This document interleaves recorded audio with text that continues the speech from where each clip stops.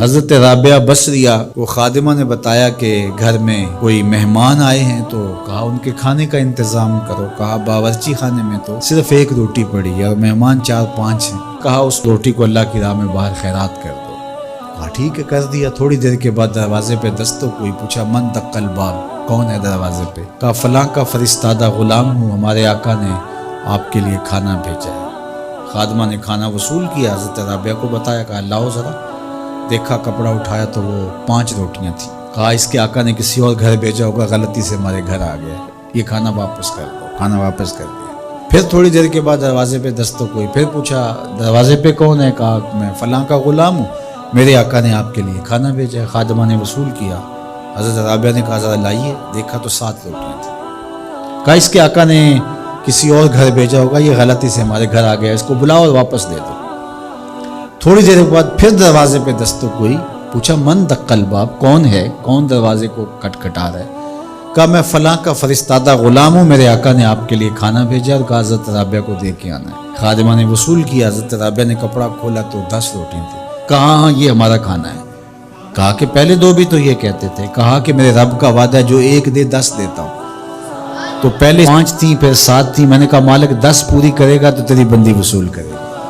من جاء بالحسنۃ فلہ عشر امثالھا، جو 1 نیکی کرے اللہ 10 کا ثواب، اور 10 سے بھی وہ کہتے جتنا گڑ پاؤ اتنا میٹھا، تو 700 گنا تک، اور اللہ چاہے تو اس کو بھی بڑھا دیتا ہے، اس کے لیے کوئی مشکل نہیں ہے۔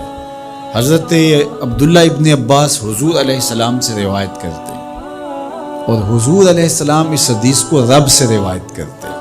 حدیث قدسی ہے، ان اللہ کتب الحسنات والسیئات، بے شک اللہ تعالیٰ نے نیکیاں بھی لکھی ہوئی ہیں اور اللہ تعالیٰ نے گناہ بھی لکھے ہوئے ہیں۔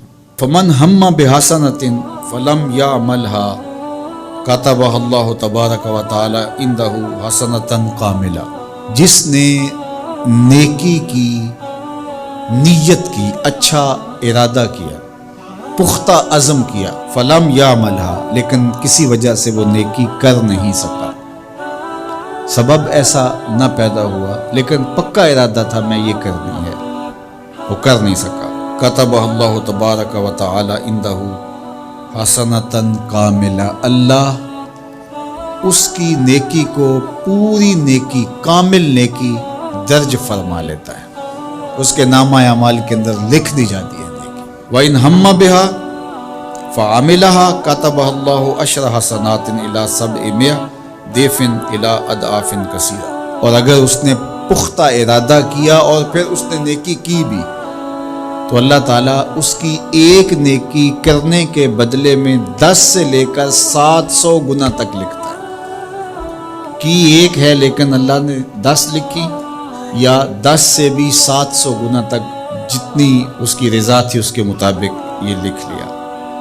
وَإِنْ هَمَّ بِسَيِّئَةٍ، اور اگر اس نے نیکی کی بجائے بدی کا ارادہ کیا اور پختہ ارادہ کیا، فَلَمْ يَعْمَلْهَا، لیکن اس نے بدی کی نہیں، برائی کی نہیں، کتبہ اللہ عندہ حسنۃ کاملہ، اللہ اس کو بھی نیکی لکھتا ہے کہ اس نے بدی کا ارادہ کیا تھا لیکن بدی کی نہیں، لہذا نہیں بدی کی تو ہم اس کو نیکی لکھتے ہیں، اس کو بھی نیکی لکھ لیا گیا۔ وَإِنْ هَمَّ بِهَا، اگر اس نے پختہ ارادہ کیا برائی کا، فَعَمِلَهَا، اور عمل بھی کیا، کتبہ اللہ سیئۃ واحدہ، اللہ ایک ہی لکھتا ہے۔